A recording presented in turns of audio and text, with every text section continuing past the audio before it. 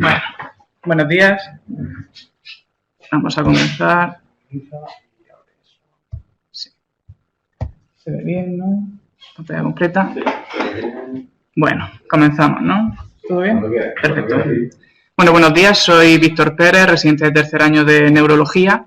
Yo hoy vengo aquí a hablaros sobre, como ya ha dicho el jefe de docencia, sobre el caso clínico seleccionado que he titulado La autoinmunidad en el inmunodeprimido, neuritis óptica bilateral anti-MOG en un trasplantado renal. Con este caso lo que quiero hacer es, en primer lugar, claro, hablar del caso en concreto y posteriormente hacer una revisión muy cortita sobre la patología anti-MOG, que es una patología poco conocida y rara, sobre todo por aquellos que no son neurólogos. Y pues nada, comenzamos ya con el caso en cuestión.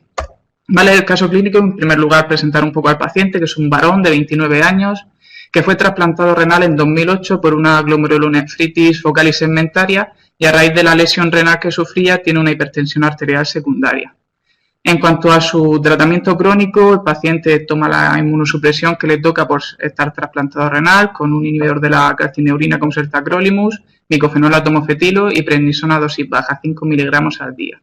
También toma 3 fármacos antihipertensivos porque su hipertensión es bastante refractaria, toma doxazosina, labetalol y nicardipino para controlar la tensión. Y en cuanto a su situación basal, quitando este antecedente que es bastante importante, el paciente se encuentra totalmente asintomático y trabaja como cocinero profesional. La historia clínica es la siguiente, comienza unos 5 días antes de la consulta en urgencias con un dolor retroocular bilateral que aumentaba con los movimientos oculares y sin otra cefalea asociada, ni fiebre, ni ninguna otra sintomatología. Era esa clínica aislada. 4 días después, más o menos, el paciente empieza a notar visión borrosa como un telillo a través de los 2 ojos, por lo que al día siguiente decide consultar con un oftalmólogo privado que conocía y se objetiva un edema de papila bilateral. El oftalmólogo con buen criterio decide derivarlo a urgencia y que sea valorado tanto por oftalmología de urgencias como por neurología. Y aquí es donde entraríamos nosotros. Muy bien, una vez tenemos la enfermedad actual, pasaríamos a la exploración clínica, a la exploración principalmente centrada en la exploración neurooftalmológica. Lo que se objetiva es un defecto pupilar aferente relativo izquierdo, que es muy sugestivo de daño en retina o más bien en nervio óptico. El paciente tiene una agudeza visual disminuida bilateral de predominio en el ojo izquierdo, objetivado por oftalmología, con un 0,5/1 en el izquierdo y un 0,8/1 en el derecho. Y se confirma ese edema de papila bilateral de predominio izquierdo, que coincide con la menor agudeza visual de ese ojo. El resto de la exploración es completamente normal, sin déficits motores, sensitivos, visión doble, ni ninguna otra alteración en la exploración tanto neurológica como sistémica.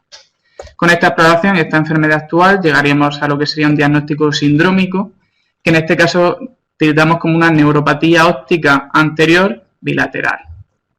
Muy bien. Con ese diagnóstico sindrómico lo que tenemos que plantear es un diagnóstico diferencial que en este caso va a ser bastante amplio. En primer lugar, un asterisco, como pongo aquí. En todo caso de edema de papila bilateral siempre hay que tener mucho ojo con la hipertensión intracraneal porque las causas de la misma son potencialmente graves e incluso mortales, como los cerebrales, trombosis venosa cerebral, incluso la hipertensión intracraneal idiopática que puede acabar con una pérdida de visión irreversible.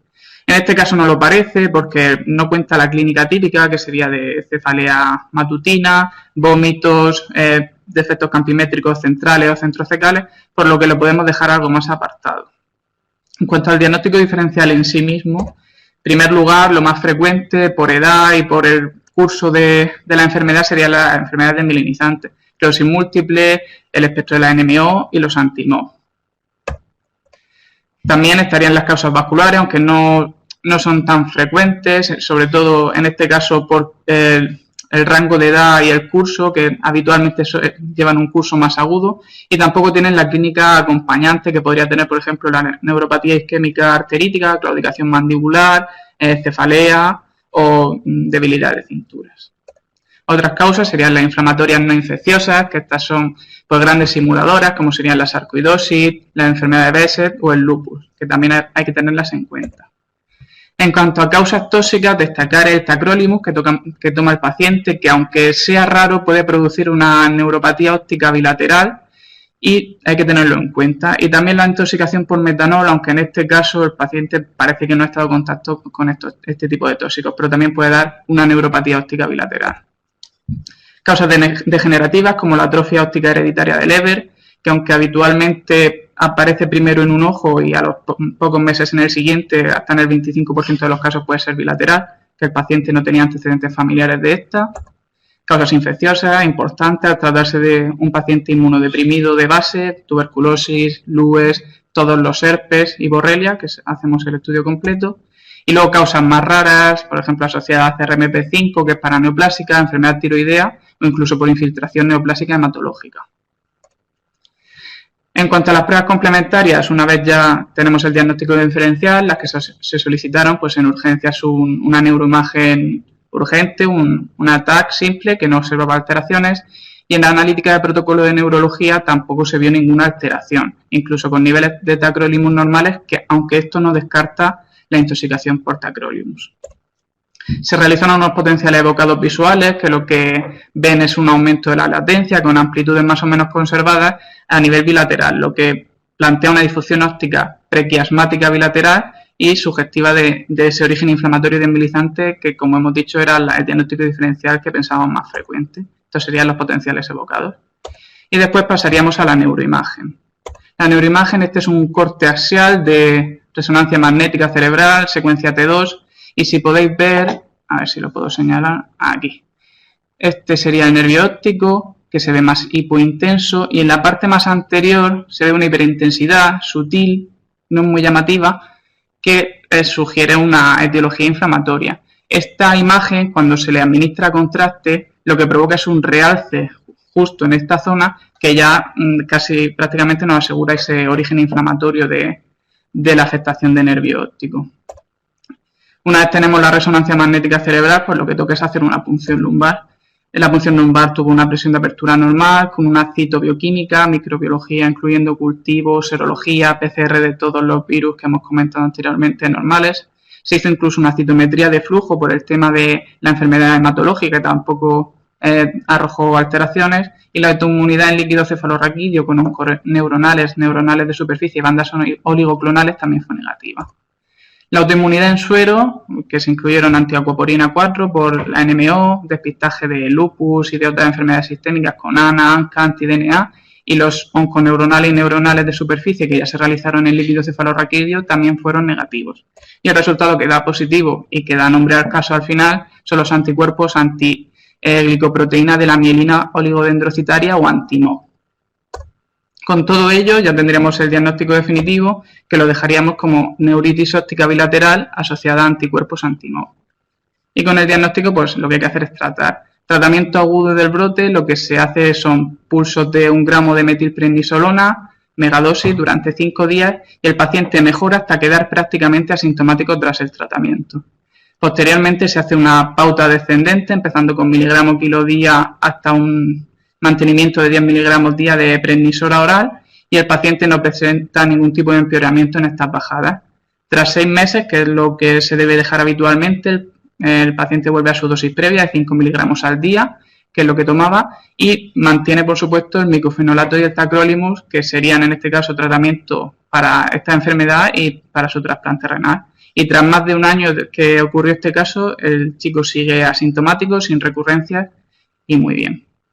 Y con esto completaríamos lo que es el caso clínico. Ahora me gustaría hacer una muy pequeña revisión de lo que es la patología anti-MOG para que la conozca todo el mundo, y empezando con un repaso histórico muy breve.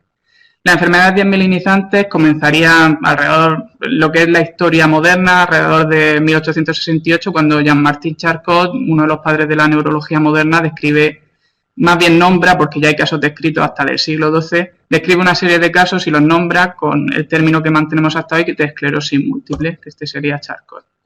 Posteriormente, en 1894, otro neurólogo francés, Eugène de Vic, describe una serie de casos en los que se asocia una mielitis transversa con neuritis óptica y los denomina neuromielitis óptica. Unos pocos años después, por consenso, se decidió que esa neuromielitis óptica se llamaría neuromielitis óptica de Vic en honor a este neurólogo. En el año 1933, la neuromielitis deciden que se incorpore al espectro de la esclerosis múltiple, y así nos mantenemos más de 70 años hasta el 2004, cuando ya se descubren un marcador serológico, que serían los anticuerpos antiacuaporina 4, que se relacionan con esta neuromielitis óptica.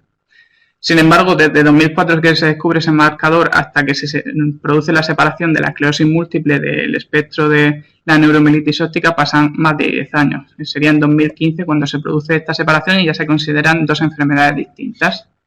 Y en 2017 ya entran los anticuerpos de nuestro caso clínico, que serían los anti-MOG, unos anticuerpos conocidos previamente que se relacionaban con esclerosis múltiple, pero que a partir de varios artículos que se publicaron este año, empieza a verse que puede ser que más que con la esclerosis múltiple se relacione con el espectro NMO y que esté dentro de ese espectro. Sin embargo, tras varios años de ver pacientes de este tipo, los artículos que sacan es que realmente no son tan parecidos, ya que varían en fisiopatología, en presentación clínica, y a día de hoy hay cierta controversia sobre cómo denominarlo. Muchos artículos prefieren denominar simplemente el síndrome clínico acompañado del estatus serológico, que al final es como yo he dado el diagnóstico definitivo de este paciente. El ejemplo, la neuritis óptica bilateral asociada a anti-MOG. Y con esto acabamos el repaso histórico, pasamos también un repaso muy breve de la fisiopatología comparada de los antiacuaporina 4 con respecto a las anti-MOG. En la imagen de la derecha tendríamos la producción de anticuerpos anti-acuaporina 4 que se unen pues, al canal acuaporina 4 que se encuentra en los pies de los astrocitos formando parte de la barrera hematoencefálica. Aquí, acompañado por complemento, activa la cascada inflamatoria con un infiltrado rico en polimorfonucleares y al final lo que va a producir sobre todo un daño astrocitario. Daña a la glía del astrocito y con una mielina más o menos preservada, ¿vale? Relativamente. Por otro lado, en la imagen de la izquierda, producción de anticuerpos anti-MOG, que como ya hemos dicho es la glicoproteína de la mielina de los oligodendrocitos, por tanto va a la superficie del oligodendrocito, que es la célula que produce la mielina en el sistema nervioso central. Entonces, ahí va a activar también junto a complemento la cascada inflamatoria, un infiltrado algo más rico en linfocitos y va a provocar principalmente un daño oligodendrocitario con gran desmielinización. En resumen, antiacuaporina 4 es un daño astrocitario con más daño en la barrera hematoencefálica y MOG sería más un daño de oligodendrocitos con más desmielinización. Cuanto a la epidemiología, al ser una enfermedad rara, tiene una prevalencia desconocida, los artículos no la ponen en claro, aunque sí que podríamos sacar algo sesgada, una incidencia con los datos de incidencia de NMO, que son de 4 cada 100.000 habitantes, teniendo en cuenta que el 80% de este espectro serían los antiacuaporina 4, 10% serían seronegativos y 10% se consideran anti-MOG, pues daría como un dato de 0,4 casos por 100.000 habitantes. Pero ya digo, es un dato muy sesgado y no hay estudios sobre ello. Hay un leve predominio en mujeres, con una preferencia por afectar a niños y adultos jóvenes y sin estudios sobre etnicidad, a revés que, por ejemplo, esclerosis múltiple que afecta más a población caucásica.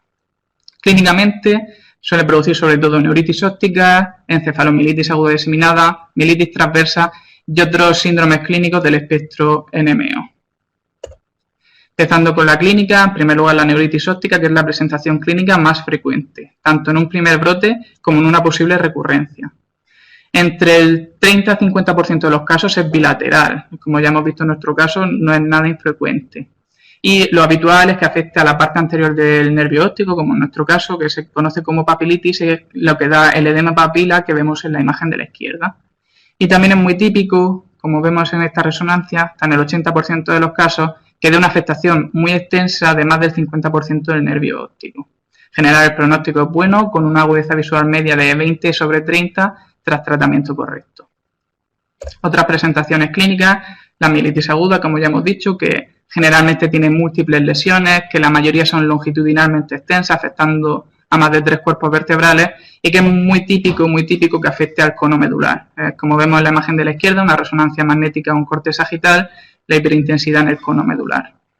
Por otro lado, lo que ya he dicho, la encefalomielitis aguda diseminada, que las siglas en inglés es ADEM, que es la más frecuente en niños, la presentación más frecuente de anti-MOG en niños, y que se ven como hiperintensidades multifocales en T2, sustancia blanca y sustancia gris profunda. Este es un cuadro clínico encefalopático subagudo, con focalidades neurológicas y que en ocasiones pueden causar crisis epilépticas que típicamente, como he dicho, en niños.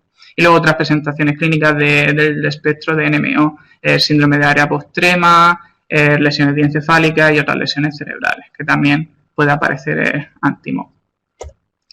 En cuanto a las pruebas complementarias, pues por supuesto, no lo pongo aquí, pero analítica completa, con ANA, ANCA, como se ha hecho en este paciente, eso siempre hay que hacer el despistaje según diagnóstico diferencial, pero especialmente importante sería la neuroimagen, tanto dirigida a la clínica como el resto del neuroeje buscando lesiones asintomáticas. En cuanto al líquido cefalorraquídeo, es muy típico que las bandas oligoclonales sean negativas, siendo solo positivas en menos del 15% de los casos, que es como ocurre en nuestro caso, que son negativas. Y esto va al revés que la esclerosis múltiple, que son positivas en más del 85% de los casos. La citobioquímica, como el resto de las enfermedades desmielinizantes, leucocitos y proteínas que pueden ser normales o ligeramente elevadas, y en suero, por supuesto, el anticuerpo positivo con antiacopirinol 4 negativo.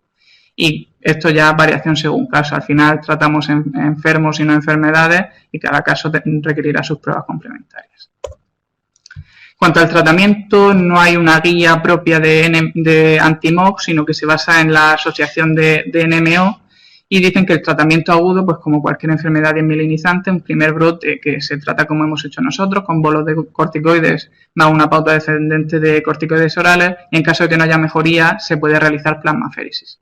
Las recurrencias se tratarían como el primer brote, si funcionaron los corticoides, y si hubo que pasar a plasmaféresis, directamente vas a plasmaféresis.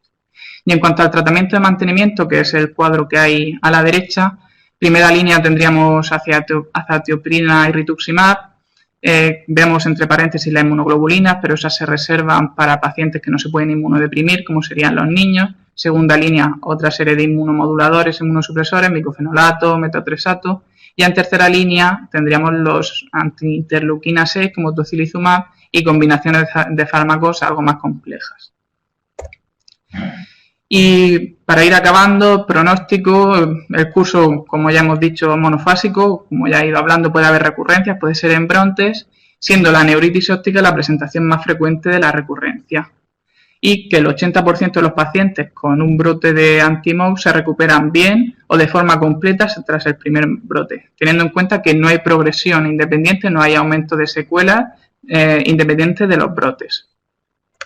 Aquí pongo una tabla de un artículo porque inicialmente se pensaba que la patología anti-MOG era algo más benigna, que recurría muy poquito, pero lo que se ha ido viendo, como en cohortes de este tipo, estas de 50 pacientes de Reino Unido, es que a los 2 años han recurrido entre el 50 y el 60% y que si hay un seguimiento algo más largo puede recurrir hasta el 80%.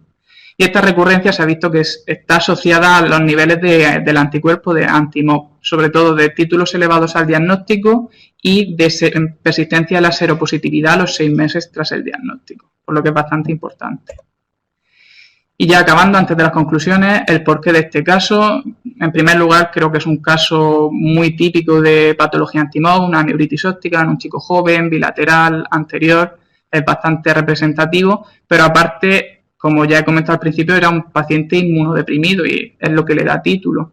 Y esta inmunodepresión en una enfermedad desmielinizante de base inmune, aquí una búsqueda rápida en PubMed, vemos que no encontramos mucha cosa.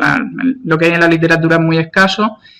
Sí que es una enfermedad bastante reciente, pero es un caso interesante y por eso creía que era interesante presentarlo aquí.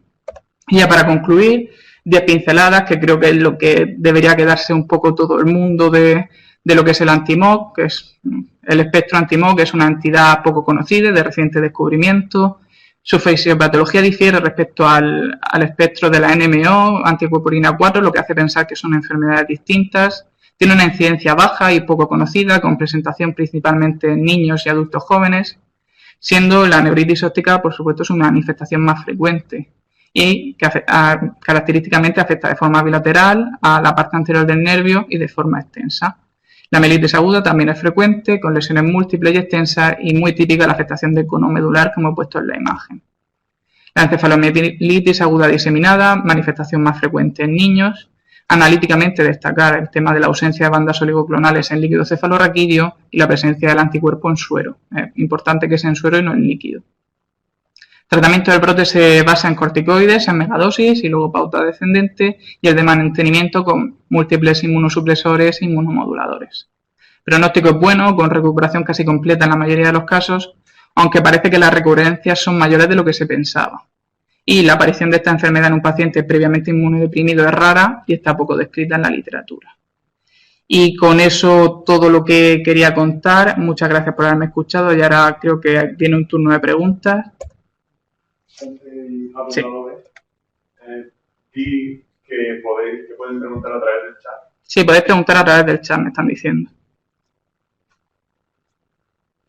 Yo, mientras la gente sí. puede plantearse cualquier pregunta, que era una buena, es muy interesante. Y la pregunta que quiero hacer es, ¿cómo se explica que un paciente que ya está en tratamiento con corticoides, es decir, está tratado, está inmunodeprimido y tratado por esa, está frenado, por así decirlo, farmacológicamente, presenta una enfermedad cuyo tratamiento es exactamente lo que está llevando?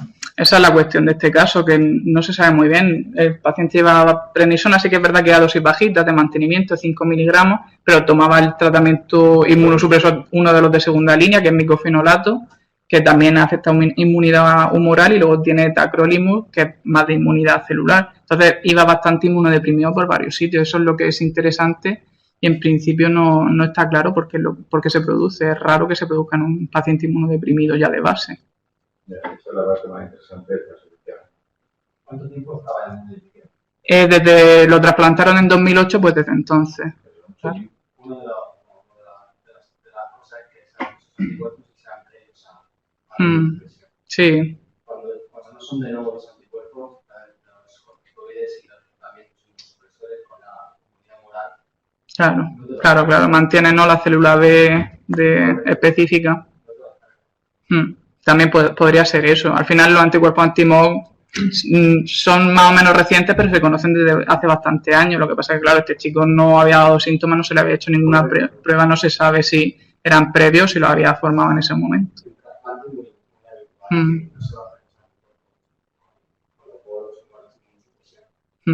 Si son previos a... Claro. Sí, tiene sentido. Tiene que ir por otra vía. Más prácticamente a linfosferias, más no linfosferias. Sí, por eso creo que es bastante interesante, ¿no? ¿Quieres repetir como hablar y no escuchar? Si quieres repetirlo. Bueno, sí, la reflexión al final lo que me ha comentado es que pacientes trasplantados, en general pacientes inmunodeprimidos, los anticuerpos que se forman previamente a esa inmunosupresión permanecen y es muy difícil quitarlos. Hay que ir con fármacos directos contra células plasmáticas que habitualmente no se usan en esa inmunosupresión. Y ahora en el chat. Ahora no, en el chat no. No, por ahora no.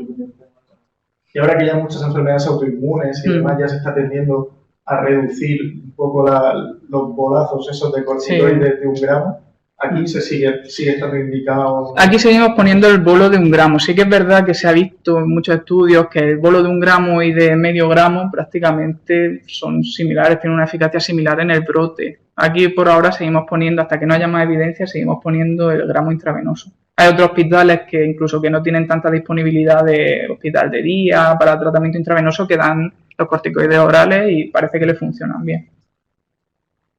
Muy bien, pues yo creo que... Pues si no hay preguntas... Al siguiente caso. Muchas gracias, Víctor. Damos paso ahora a Miguel Ángel Menarguez, R2 o R3. R3 ya de Medicina de la Familia. Esto como minimiza esto y abre tu presentación. Esto lo puedes cerrar.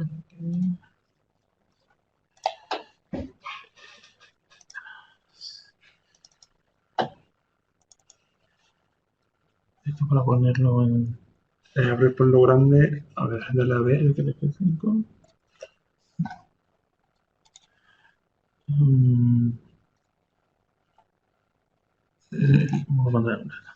Muchas gracias. Bueno, buenos días a todos. Primero voy a presentarme. Soy Miguel Ángel Menarguez Arnaldo, R3 de Medicina Familiar Comunitaria y me encuentro haciendo residencia en el Centro de Salud de Alcantarilla Sangonera. Y nada, me gustaría al principio pues hacer un caso clínico que tuve cuando estuve allí rotando en mis primeros meses de R1, que me pareció bastante interesante. Bueno, en principio se trata de un paciente que viene por primera vez a nuestro centro de salud, acude pues con un ánimo bajo, tiene habilidad emocional, durante la entrevista pues llora varias veces y nos comenta porque se encuentra eso, algo nervioso, con insomnio en mantenimiento, es decir, la persona que se duerme pero que le cuesta mantener el sueño, se despierta varias veces a lo largo de la noche. Y además pues nos comenta que ha empezado por una sensación de cansancio y de ahogo que no le permite pues, llevar una vida adecuada, ¿no? Es decir, refiere que el empeoramiento es verdad que es peor por la noche, lo que es el estado anímico, y que ha tenido varios pensamientos pues, de inutilidad, de que no sirve, de muerte recurrente, pero sin ideación ni hetero ni autolítica.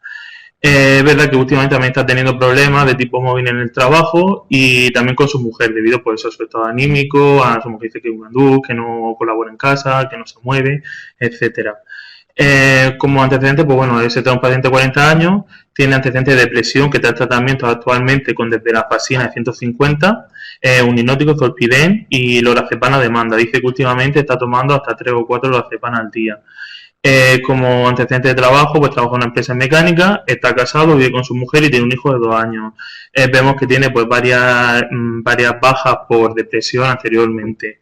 Es verdad que antes de este tratamiento pues ha llevado otro y está siendo, o sea, está en seguimiento por psiquiatría desde hace aproximadamente 2 años, que nos aporta el último informe donde vemos porque ha tenido varios tratamientos previos, con sertralina, vortioxetina, clomipramina, pero eso que el paciente es como que no termina de mejorar.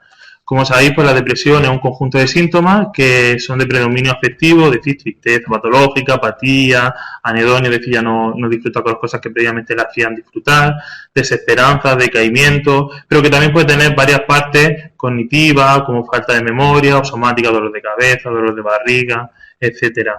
Según el CIE-11, la depresión es un estado de ánimo deprimido, que además asocia o puede asociar falta de interés o placer en la realización de actividades que normalmente eran placenteras, la anedonia que comentaba anteriormente, que dura más de una duración de 2 o más semanas y que aparte pues, de la suficiente intensidad como para que le produzca pues, interacciones en su día a día. Aparte de esto, pues suele asociar otra serie de cuestiones, como puede ser sentimientos de culpa e inutilidad, baja confianza en uno mismo, desesperanza, ideación de muerte, falta de energía, fatiga, astenia, dificultad para concentrarse, cambio en el apetito y en el sueño. ¿Vale? Hay veces que las depresiones pues, pueden asociar otros síntomas como alucinaciones, delirios, o sea, síntomas psicóticos, en los que ya estaríamos hablando de un episodio depresivo con síntomas psicóticos. Es verdad que a la hora de un poco del diagnóstico de la depresión siempre tenemos que ver si ha habido en algún momento algún tipo de episodio maníaco, hipomaníaco o mixto que no haga pues, hacer un diagnóstico diferencial principalmente con otro tipo de patología psiquiátrica como puede ser el trastorno bipolar. En cuanto tenemos un paciente con depresión, pues bueno, lo más importante es realizar una buena anamnesis detallada y también un examen físico general en el que podemos incluir una exploración neurológica y pruebas cognitivas, ¿no? Si se queja pues de eso, de falta de memoria, etcétera, pues para descartar también otros procesos que puedan simular este tipo de depresión. Como vemos en la tabla que he hecho, pues bueno, hay diferentes tipos de patologías que pueden un poco coexistir con con esta misma sintomatología. Tenemos patologías endocrinas como hipotiroidismo, diabetes, anemia, otras como infecciosas, neurológicas, neoplásicas y otras, ¿no? Y aparte también, pues, patologías psiquiátricas como el trastorno bipolar que comentaba antes, la distimia, los síntomas negativos de la esquizofrenia, entre otros. Entonces, ante un paciente, el tratamiento principal debe ser el integral abordable no solo tratamiento farmacológico, sino también pues ayuda con psicoterapia y también ayudas psicosociales, para con el fin, pues eso que comentaba anteriormente, que el paciente pues pueda presentar un bienestar y mejorar las capacidades esas que ha ido perdiendo a lo largo de la enfermedad. Muchas veces pues, nos preguntamos qué fármacos ponemos, porque es verdad que hay muchísimos antidepresivos. Como ves, hay varias familias, entre los que se encuentran pues, los tricíclicos, por ejemplo, como amitriptilina, nortriptilina, inhibidores selectivos de la recaptación de serotonina, como el citalopram, la fluoxetina, sertralina, otros los duales, que son más nuevos, como la venlafaxina, desvenlafaxina, vortioxetina, ¿no? Entonces, en principio, ¿cuál se elige? Pues bueno, depende. Depende muchas veces también de la clínica del paciente, ¿no? Del perfil sintomatológico, de la depresión, si es más ansiosa, queremos actuar más sobre pues eso, el estado de ansiedad, necesitamos un activador para que el paciente pues, que vaya mejorando o mejora su calidad de sueño, ¿no? También nos fijamos muchas veces también en los efectos secundarios, porque muchas pastillas pues, pueden producir lo que es aumento de peso, si una persona está más obesa pues intentamos siempre usar otro tipo de fármacos. También pues nos fijamos en si previamente ha tenido otro tipo de episodios que ha mejorado con un tipo de antidepresivo concreto, pues usamos el mismo.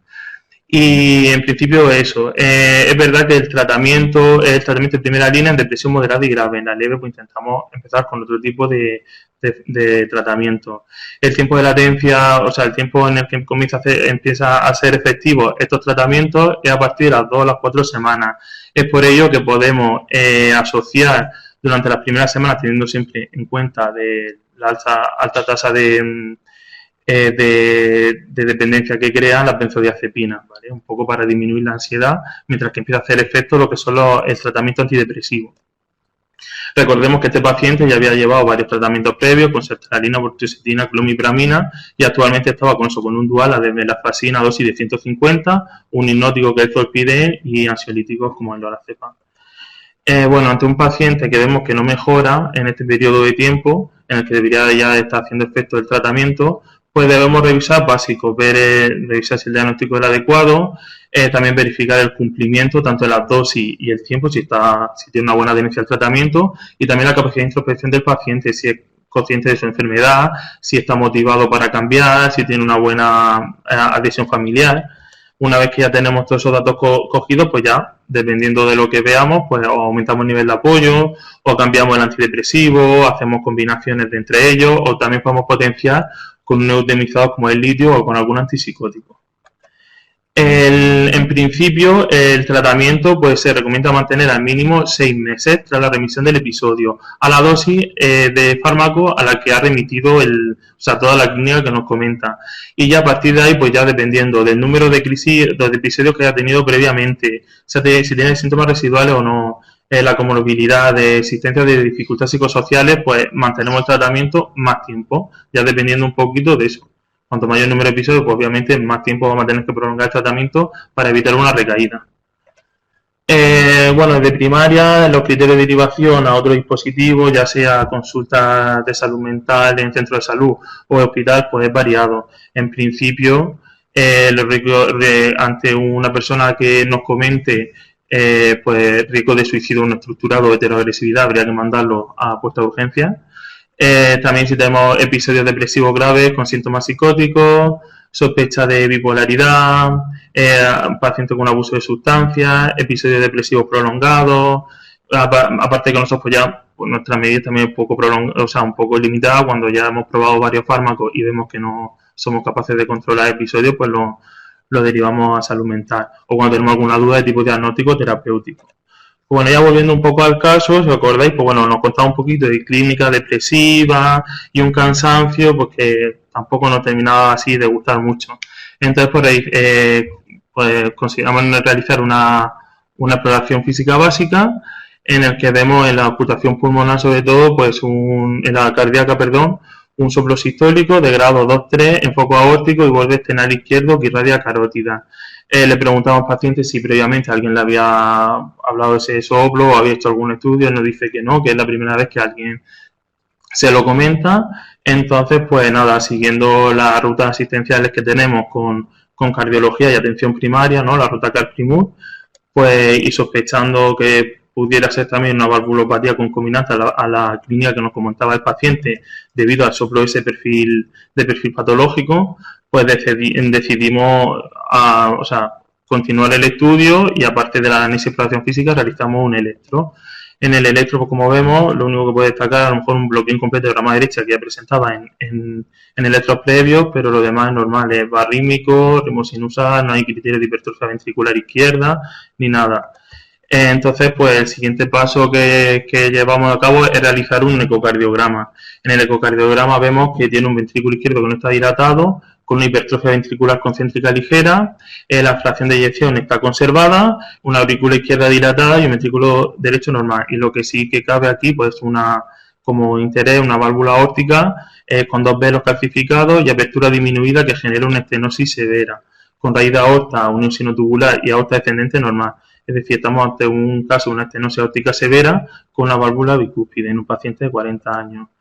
En principio, y siguiendo un poco el esquema que tenemos de los acuerdos de cardiología, pues decidimos realizar una consulta no presencial con ellos que citan al paciente y terminan de completar el estudio. Finalmente, pues eso, le realiza una coronario que no presenta ninguna lesión, igual que la ecocardio de tronco supraórtico, pero lo que sí, eso, y en estas de aorta, pues evidencia una válvula aórtica severamente calcificada, de aspecto bicúspide, con una dilatación de aorta de 45 milímetros. Pues nada, los cardiólogos lo presentan en comité y finalmente el paciente lo opera y le administra una prótesis aórtica mecánica número 21 y con una plastia de aorta descendente debido pues, a la pequeña dilatación que presentaba. Como sabéis, bueno, la válvula aórtica suele estar formada por 3 valvas semilunares, que 2 anteriores y una posterior, que suelen estar unidos por un anillo fibroso sin cuerdas tendinosas que lo sujeten. La estenosis aórtica es la valvulopatía más frecuente, que supone hasta el 80% de la población anciana. Y entre las principales causas que encontramos está la congénita, que es la más frecuente en personas jóvenes, la degenerativa calcificada, que es la patología también más frecuente en personas en población anciana, y por último también nos encontramos con la enfermedad reumática.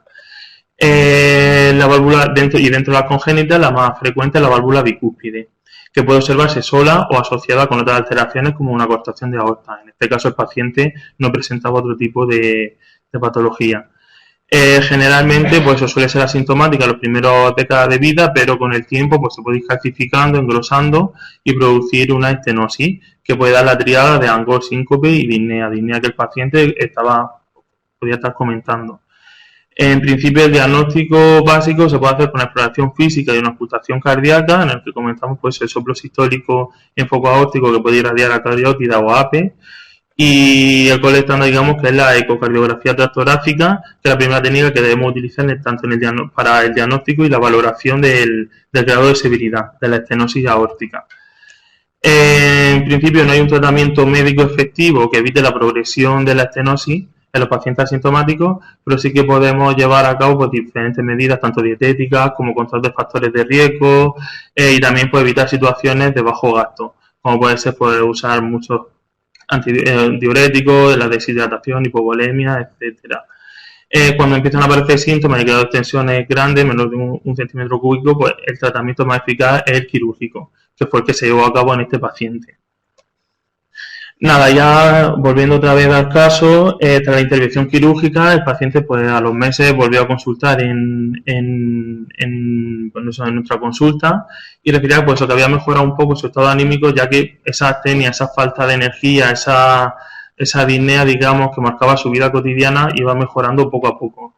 Se le ajustó el tratamiento porque ya no necesitaba tantas dosis ansiolíticas, ahora se había dejado el zolpidem, ya podía dormir bien y estaba de vez en cuando con algún rescate de lorazepam. Y finalmente, tras varios meses de evolución, pues nada, el paciente consigue mejorar anímicamente, se disminuye su dosis de desvelanfacina, aunque seguía en mantenimiento con una dosis de 50 en vez de 150 anterior, y con mejoría de su estado basal, en la familia y también en el trabajo. Y nada, resumiendo yo en este caso, que bueno, tampoco quería dar aquí ni una clase magistral ni de depresión ni de estenosis aórtica, pero sí lo que me gustaba era un poco, pues eso, el ver que una exploración física básica es esencial para enfrentar a cualquier paciente en consulta, ya que una herramienta es muy asequible, orientativa y es bastante barata, y eso nos sirve un poquito pues, para orientar tanto el diagnóstico diferencial como disminuir el número de pruebas que le podemos realizar al paciente, tratamiento innecesario y también otros factores como puede ser pues un número de bajas, la reconsulta en especialistas, etcétera. Y nada, también pues eso, dar un poco la importancia de que muchas veces que un paciente no solo es una patología y puede haber diferentes comorbilidades o diferentes situaciones que hagan que un paciente que a priori parece solo una enfermedad y todo se achaca a unos síntomas subyacentes, pues que pueda tener otra especie de enfermedades, y ahí estamos nosotros, los médicos, bueno, todos los médicos en general, pero eso yo creo que en general y más importante pues los médicos de familia, que somos los que estamos día a día con los pacientes y podemos ver pues tanto la evolución como el seguimiento de ellos en consulta de primaria. Nada, esto es todo, muchas gracias. Vamos a ver al chat, a ver si hay alguna pregunta. Sí. Y que ahora tenemos un turno de preguntas. Si hay un turno de preguntas, si alguien quiere preguntar algo, ¿dónde está? Podéis preguntar a través del chat. Aquí en lo verde. Esto verde. Vale.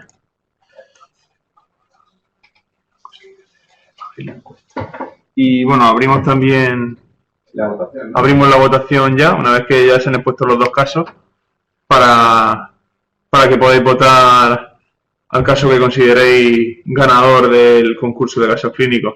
Como ya ha dicho el jefe de estudio al principio de la sesión, esta votación bueno, es meramente una guía pero bueno, para llamar casi más la atención a los demás invitados a la sesión, porque lo que tendremos en cuenta prioritariamente será el voto del jurado, del jurado, que está formado por diferentes jefes de servicio, de medicina interna, de análisis clínico, de inmuno, de reuma y bueno, y el propio servicio de docencia.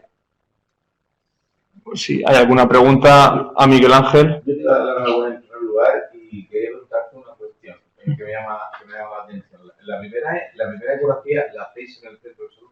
No, se pide del centro de salud, pero no se manda, no lo hacemos nosotros. Y la segunda es, llama la atención que este paciente llevaba muchos años, y recalco la palabra años, en un entorno de depresión donde la estenosis tenía que estar mucho tiempo presente. Claro. Por lo cual, lo que me llama la atención es que me imagino que habrá tenido múltiples visitas a psiquiatras, a un médico de familia, a otros profesionales de urgencias, porque su estado, la evolución así lo hace prever, y no había reparado nadie en la exploración cardíaca.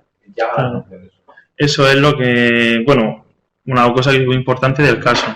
Ya me comentan por aquí que eso, que llama la atención el hecho de que en este contexto de depresión, que ya lleva varios años, y llevaba ya 2 años, seguimiento por psiquiatra privado con diferentes tratamientos, que había, supongo que diferentes consultas en su centro de salud anterior, que era nuevo aquí, y que nadie había querido hacer una exploración cardíaca. Por eso es lo que a mí me parece más importante del caso, una cosa tan básica y tan fácil de hacer, pues que muchas veces por la prisa o por no tener tiempo, porque no sospechamos en eso, pues no le hacemos una exploración básica general a los pacientes. Sí, bueno, yo la reflexión también la hago en el sentido de que muchas veces nos acogemos al dato. O nos acogemos al dato, y nos quedamos con que probablemente si no somos psiquiatras, el psiquiatra sabe más que nosotros y no vamos a discernir que no es una depresión, aunque lo pudiera ser, pero el entorno cambiante no lo asociamos a otra patología, sino que nos centramos en lo que ya que se conoce, en el diagnóstico ya conocido. Con lo cual, no nos planteamos que, vale, que otro especialista puede estar no equivocado, sino no haber visto lo que es evidente. Por eso me parece muy importante la labor tanto del médico de familia en atención primaria como del internista en el hospital, porque hace que son los verdaderos médicos, digamos, que pilotan el curso clínico de los pacientes, y que los superespecialistas, entre comillas, o los especialistas que nos dedicamos a parcelas concretas de la medicina, tenemos que recurrir frecuentemente tanto a unos como a otros para tener claro, digamos, una visión holística del paciente que muchas veces la perdemos. Me parece que es muy, muy relevante y muy interesante el caso que ha presentado mi enhorabuena. Muchas gracias. No sé si hay más preguntas. Bueno, a ver si hay más preguntas, y si no hay ninguna pregunta más, pues damos por finalizada la sesión. Solo hay enhorabuena, entiendo que me preguntas, pero... Muy buenos casos, sí, muchos agradecimientos. No. Han gustado mucho vuestros dos casos. Pero digo que de lo mejorcito que hemos visto hasta ahora. Bueno, pues finalizamos la sesión.